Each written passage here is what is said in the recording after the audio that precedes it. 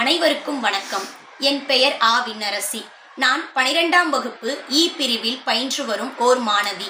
லூர்தனை பெண்கள் மேல்நிலைப் பள்ளியில் கடந்த 2 ஆண்டுகளாக ஜூனியர் IAS அகாடமியில் பயின்று வரும் ஓர் மாணவி. இன்று நான் பேச எடுத்துக்கொண்ட தலைப்பு அமெரிக்காவில் ஒரு நடந்த உண்மை சம்பவத்தை பற்றி. அமெரிக்கா அப்படின்ற ஒரு ஊர்ல ஐவா அப்படின்ற இடத்துல ஒரு ஸ்கூல்ல வேலை பார்த்துட்டு வந்தவங்க தான் மார்ஷல் அப்படின்றவங்க. அவங்க அந்த ஸ்கூல்ல ரிட்டையர்மெண்ட்க்கு அப்புறமா ஒரு டியூஷன் நடத்துறாங்க. அவங்க வீட்லயே அவங்களுடைய அன்றாட செலவை மேனேஜ் பண்றதுக்காக. அங்க எத்தனையோ பேர் வருவாங்க, பாட்டு கத்துக்குவாங்க, பியானோ கத்துக்குவாங்க. அதுதான் அவங்களுக்கு லைஃபா இருந்துச்சு. அன்னைக்கு ஒரு நாள் ராபி அப்படின்னு ஒரு பையன் வந்தான். அவனை பார்த்ததுமே ஆசிரியர்களுக்கு புரியும், இந்த பையன் படிப்பான், இந்த பையன் லைஃப்ல சொல்றதை கேட்பான், வாழ்க்கையில பெருசா வருவான், இவன் தேர மாட்டான், இவன் இவ்வளோதான், இவனுக்கு இவ்வளோதான் கெப்பாசிட்டி, என்ன சொன்னாலும் திருந்த மாட்டான் அப்படின்னு பார்த்த உடனே ஜட்ஜ் பண்ணிடுவாங்க. அதே மாதிரி ராபியை பார்த்த உடனே மார்ஷல்ன்ற ஆசிரியையும் அதை தான் நினைச்சாங்க. அவன் நல்லா வருவான் இல்லை, இவன் எப்படி வரப்போறான், தேராத ஒரு ஆள் அப்படின்னு நினைச்சாங்க.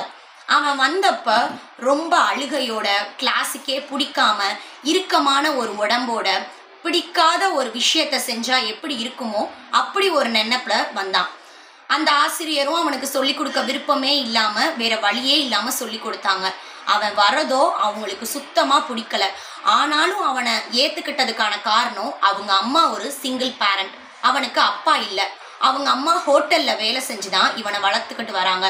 அவங்க அம்மாவுக்கு மியூசிக்னா ரொம்ப பிடிக்கும். அதுக்காக தான் தான் பையன் பியானோ கத்துக்கணும் அப்படின்னு தனக்கு தெரிஞ்சவங்க மூலியமா இந்த கிளாஸ்ல சேர்த்து விட்டுருப்பாங்க.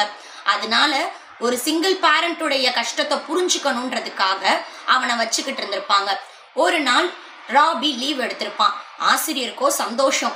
ஏன்னா அந்த அழுத முகம், பிடிக்காம கத்துக்கிற அந்த ஒரு விஷயம், அதை வேணான்னு சொல்லிட்டு ஆசிரியருக்கு அன்னைக்கு நாள் நல்லா இருந்துச்சு.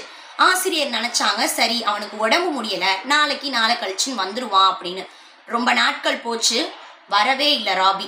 அது தெரிஞ்சவங்களுக்கோ சரி அவனுக்கு பிடிக்கல, அதனால நின்னுட்டான் அப்படின்ற சந்தோஷத்துல ஆசிரியரும் எந்த தொடர்புலையும் இல்லை, கேட்டுக்கல.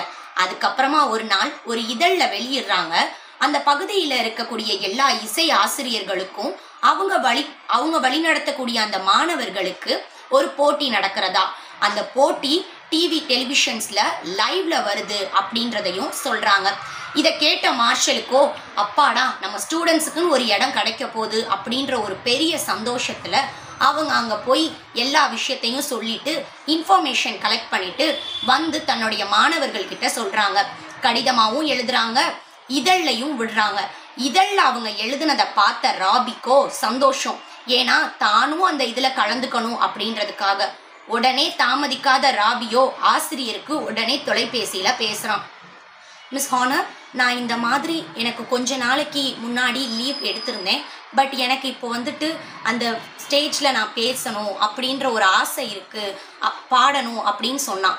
ஆனால் ஆசிரியருக்கோ, நீ ப்ராக்டிஸே எடுக்கலை, இடையில இத்தனை நாள் லீவ் விட்டுருந்த, அது மட்டும் பத்தாம உனக்கு பேசிக்ஸ் மட்டும்தான் தெரியும், ஒன்று அங்கே கொண்டு போனால் முடியாது, ஏன்னா ப்ரொஃபஷனல் சிங்கர்ஸால் மட்டும்தான் அங்கே எல்லாமே பண்ண முடியும் அப்படின்னு சொல்லியிருந்தாங்க.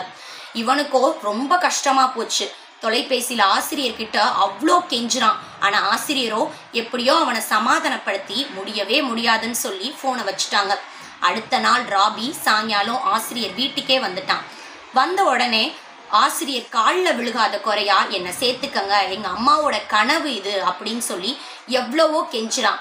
அவனை பார்த்த ஆசிரியருக்கோ மனம் கேட்கல. அவன் 11 வயசு சிறுவன், இவ்வளோ மனம் உடைஞ்சு கேட்குறானே, இவ்வளோ ரெக்வஸ்ட் பண்ணுறானேன்ற பேரில் அந்த லிஸ்ட்லேயே கடைசி நேமா ராபியை வச்சுருக்காங்க.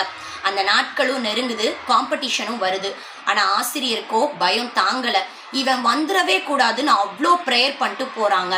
போன ஆசிரியருக்கோ ஷாக். அவன் வந்துட்டான் அன்னைக்குன்னு பார்த்து. நான் இவ்வளோ ப்ரேயர் பண்ணியும் இவன் வந்துட்டானே அப்படின்ற ஒரு பயத்தில் என்ன நடக்க போதோ.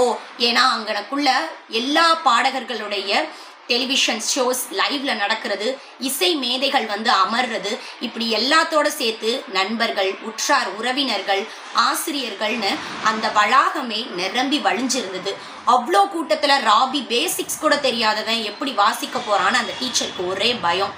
ஆனால் அவங்க அப்படி பயந்துகிட்டு இருக்கும் போது அழைப்பு மணியில அவனுடைய பேர் ஒலிக்குது. ஆசிரியருக்கு உசுரே போயிடுச்சு. அந்த நொடி ராபி வரான். அந்த அரங்கத்துல ஒரு சவுண்ட் இல்லை. ஏன்னா அன்னைக்கு அவன் வாசிக்க எடுத்துக்கிட்டதோ பிரபல இசை ஞானியா இருக்கக்கூடிய மொசாட்டோ அப்படின்றவருடைய ஒரு பாட்டு. அதை எடுத்துக்கிட்டு அதை ப்ரொஃபஷனல்ஸாலேயே பண்றது ரொம்ப கஷ்டம், ஆனாலும் அதை அவன் கையாண்டு அவ்வளோ அழகா பண்ணியிருக்கானே அப்படின்னு சொல்லிட்டு ஆசிரியருக்கோ அவ்வளோ கஷ்டம். அங்க மொசாட்டோவே இறங்கி வந்து வாசிச்சா எப்படி இருக்குமோ 6 நிமிடம் 30 நொடிகள் அந்த அரங்கமே அவ்வளோ அமைதியா அவன் வாசிச்சதை கேட்டுச்சு.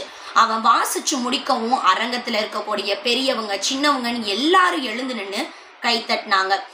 எல்லாருக்கும் அப்படி ஒரு சந்தோஷம். எப்படி ஒரு சின்ன 11 வயசு சிறுவனால மொசாட்டோவுடைய ஒரு பியானோ இதை இவ்வளோ அழகா வாசிக்க முடிஞ்சுது அப்படின்னு. ஆசிரியருக்கோ ரொம்ப பயம். எப்படா இவன் வாசிச்சிருவானா அப்படின்னு நினைச்சோம். ஆனா இப்படி வாசிச்சுட்டானே, ரொம்ப பெரிய பயத்தோட இவனை எப்படி ஃபேஸ் பண்றதுன்ற ஒரு தயக்கத்தோடையும் போய் நீ எப்படிப்பா வாசிச்சேன்னு அவனை பிடிச்சி கேட்டதுக்கு அவன் சொன்ன ஒரே பதில், இது எங்க அம்மாவோட லட்சியம், எங்க அம்மாவோட லட்சியத்தை நான் நிறைவேற்றணும். அவங்களுக்கு பிறவியில இருந்தே காது கேட்காது, அவங்க ஒரு கேன்சர் பேஷண்ட். நான் எடுத்துக்கிட்ட லீவோ அவங்களுக்கு உடம்பு முடியாம கேன்சர்ல இறந்தே போயிட்டாங்க. அதனாலதான் நான் கொஞ்ச நாள் வரவும் இல்லைன்னு தன்னுடைய கஷ்டத்தை டீச்சர் கிட்ட சொல்றான். கேட்ட ஆசிரியக்கோ அப்படி ஒரு கஷ்டத்துல மனம் நொந்து அழுகுறாங்க. அந்த நொடி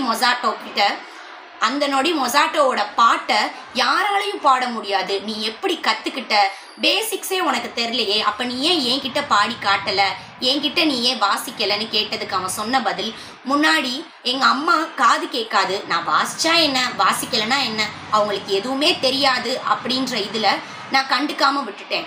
ஆனா இப்போவோ எங்க அம்மா இறந்துட்டாங்க, அவங்க எங்க இருந்தாலும் சரி என்னுடைய இந்த இதை கேட்பாங்க அப்படின்ற முழு நம்பிக்கை இருந்துச்சு.